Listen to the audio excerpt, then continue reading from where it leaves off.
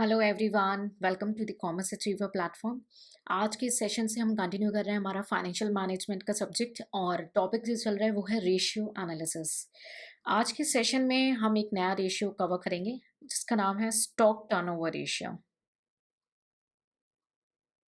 ठीक है, stock turnover ratio को कवर करेंगे जिसको कई बार दूसरे नेम से बुलाया जाता है जिसका नाम है स्टॉक वेलोसिटी या इन्वेंट्री टर्नओवर रेशियोज। तो स्टॉक हमारे करंट एसेट का पार्ट है और अगर आपको याद हो तो ये बैलेंस शीट का एक आइटम है। ठीक है, लेकिन टर्नओवर की अगर बात करें तो टर्नओवर हमारा प्रॉफिट एंड लॉस अकाउंट का पार्ट है यानी सेल्स।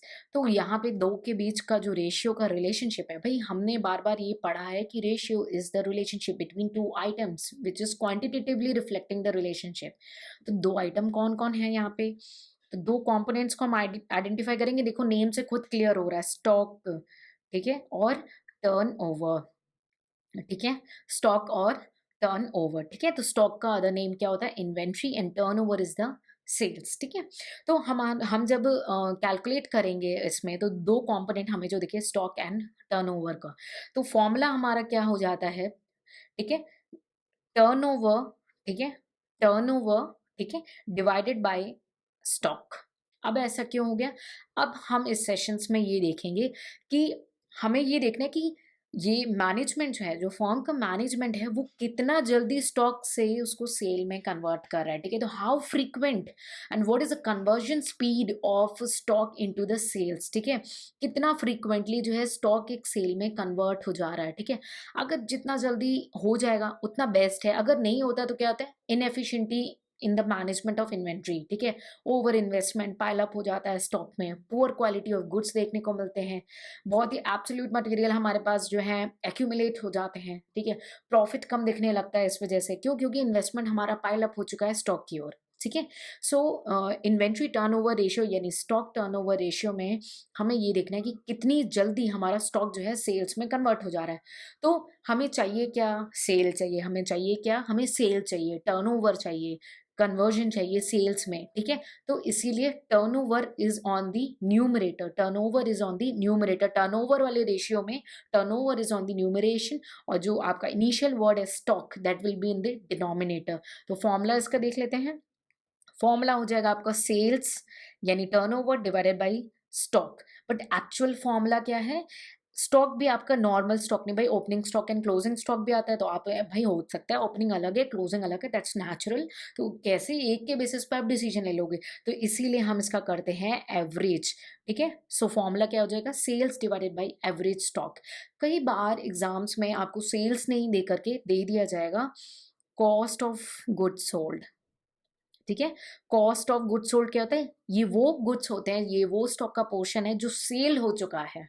ठीक है, और उसकी कॉस्ट की ये वैल्यू है, प्रॉफिट मार्जिन इसमें भी इंक्लूडेड नहीं है। तो और बाकी जो न्यूट्रल एक्सपेंसेस है जो हर जगह पे यूज्ड होते हैं वो इंक्लूडेड नहीं है, वन टू वन इन्वेंट्री। तो कॉस्ट ऑफ गुड्स सोल्ड, ठीक है, divided by average inventory. Average क्यों लेते हैं ये आपको क्लियर है, एवरेज इसलिए लेते हैं भाई ओपनिंग और क्लोजिंग तो अलग है, और अगर हमें अनुमान लगाना है तो हम अच्छा अनुमान लगाएंगे, और अच्छा अनुमान लगाने के लिए बेस्ट ये होता है कि हम उसका एवरेज करें, ओपनिंग एंड क्लोजिंग का एवरेज करें। अब कई बार क्वेश्चन में आपको सिर्फ क्लोजिंग स्टॉक दे दिया जाएगा, तब तो कोई बात नहीं, जितना इन्फॉर्मेशन दिया है उसको मान करके आपको क्वेश्चन को सॉल्व करना है, बहस नहीं करनी, ये नहीं बोलना यार क्वेश्चन तो गलत दिया है आप ही एग्जामिनर बन जाते हैं। तो ये काम नहीं करना है, क्वेश्चन जितनी इन्फॉर्मेशन दे रहा है उस हिसाब से आपको काम करना होगा। ठीक है, तो क्लोजिंग दिया तो आपने स्ट्रेट अवे क्लोजिंग यूज कर लेना है। ठीक है, नोट दे देना है कि though we you have to use average inventory, but in the absence of information about the opening stock we are taking the inventory as a closing stock only. Just give a brief short note. अब average inventory क्या हुई, average केवल ऐसे थोड़ी नहीं हो गया, तो जैसे हमने हर बार एवरेज निकाला तो डेज के बेसिस में 360 डेज ले लेते, तो एवरेज क्या हो जाएगा हमारा, opening stock plus closing stock divided by 2, opening stock plus close. अब प्लस क्यों किया, कई स्टूडेंट तो इतना कमाल का काम करके आते हैं, माइनस कर देते, सर जी मैंने ये बोला कि दोनों के स्टॉक को पाइल अप करेंगे तभी तो हम एक अच्छा एस्टिमेट निकाल पाएंगे, तो माइनस क्यों होगा, ओपनिंग से क्लोजिंग माइनस करके क्या निकाल लोगे आप, दोनों को ऐड करोगे तभी तो पता पड़ेगा कि इतना स्टॉक पिछली बार का आया है और इतना आज इस साल का क्लोजिंग है। तो इस साल में स्टॉक कितना हुआ टोटल, तो सर उसको ऐड करेंगे ना, उसको माइनस कैसे करेंगे? So opening stock plus closing stock divided by 2। अब 2 क्यों आ गया? 2 इसलिए आ गया क्योंकि ओपनिंग एंड क्लोजिंग 2 ही चीज़ है, इसीलिए एवरेज जब करेंगे तो 2 का एवरेज करेंगे। So opening plus closing stock divided by 2, ये आता है हमारा एवरेज स्टॉक और द एवरेज इन्वेंट्री, ठीक है? और कॉस्ट ऑफ गुड्स सोल्ड या आपका सेल्स या टर्नओवर आपका न्यूमरेटर में रहता है। क्यों ये न्यूमरेटर में चाहिए? क्योंकि हमें एंड में रिजल्ट चाहिए कि हमारा स्टॉक कितना जल्दी कन्वर्ट होके सेल्स में हमें कन्वर्ट करके ये वेलोसिटी जो है हमें दे रहा है हमारे हाथ में, सेल्स में कन्वर्ट होकर हमारे पास ये स्टॉक आ रहा है। इसीलिए हमने न्यूमरेटर में सेल्स या टर्नओवर या कॉस्ट ऑफ गुड्स सोल्ड लिया है और डिनोमिनेटर में लिया है एवरेज इन्वेंट्री। अब मेरे हिसाब से कोई प्रॉब्लम नहीं आनी चाहिए कि न्यूमरेटर में आपने सेल्स क्यों लिया और डिनोमिनेटर में आपने इन्वेंट्री क्यों लिया। एवरेज इन्वेंट्री भी क्लियर हो गई। अब आती है बात एक और जो स्टूडेंट्स को कॉन्फ्लिक्ट करता है, वो है कॉस्ट ऑफ गुड्स सोल्ड। तो कई बार आपके एग्जाम में डायरेक्ट क्वेश्चन दिया होगा सेल्स, तो यूज करेंगे सेल्स को। और अगर सेल्स या कॉस्ट ऑफ गुड्स सोल्ड दोनों दिया है तो I suggest you to solve by the sale and write a note on that, ठीक है? क्योंकि हमें ये देखना है कि हमारा इन्वेंट्री कितना जल्दी सेल्स में कन्वर्ट हो रहा है, because it's a stock turnover ratio. और अगर सेल्स नहीं गिवन है so I suggest you to use the cost of good sold, यानी कि कितना कॉस्ट का गुड जो है हमारा सोल्ड हो चुका है, ठीक है? तो कॉस्ट ऑफ गुड सोल्ड से मेरे ख्याल से आपको कोई प्रॉब्लम नहीं होगी। Opening stock plus purchase minus closing stock, ठीक है? तो ये आ गया आपका कॉस्ट ऑफ गुड सोल्ड। ये हो गया हमारा स्टॉक टर्नओवर रेशियो, ठीक है? अब ये तो हमें पता चल गया कि हमारा रेशियो क्या होना है।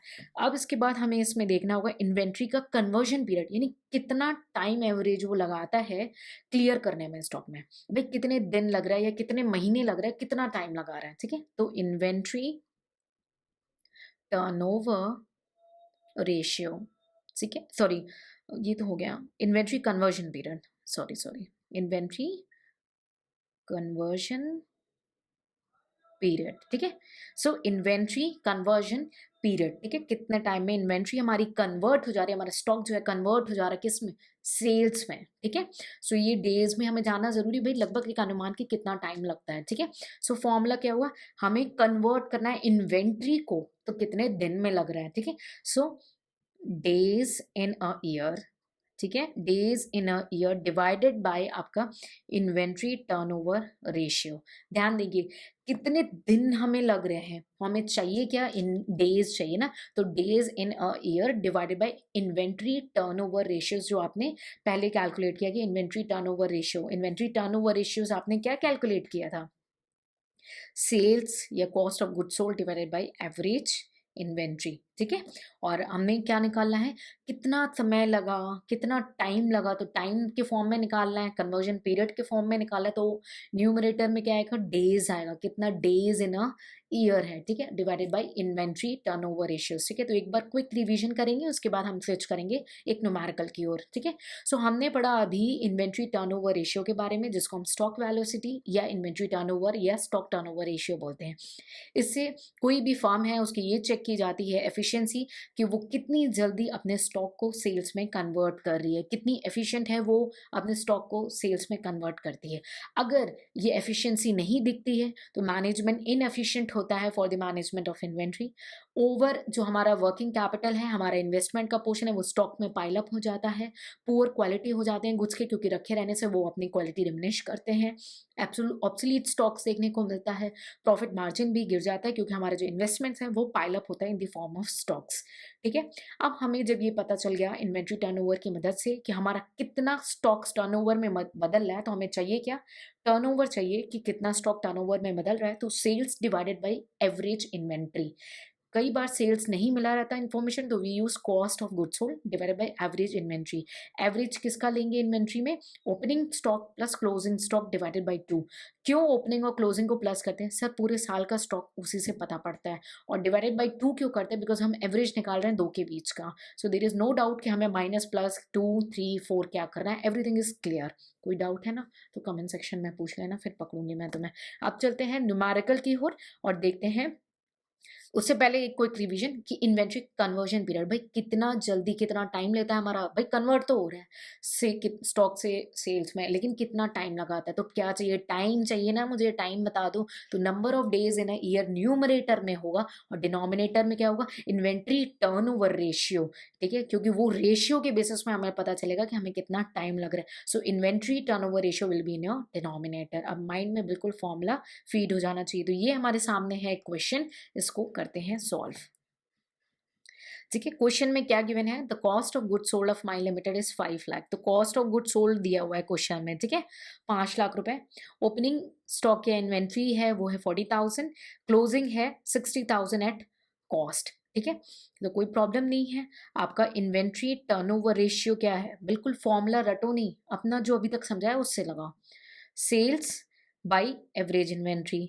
सेल्स नहीं गिवन है तो कॉस्ट ऑफ गुड सोल्ड। ठीक, एवरेज इन्वेंट्री क्या होता है, opening plus closing divided by 2। Plus क्यों किया है, प्लस इसलिए किया है क्योंकि हमें उस साल में पुराना कितना आया और इस साल में कितना बचा मिला करके हमें इन्वेंट्री की वैल्यू निकालनी है।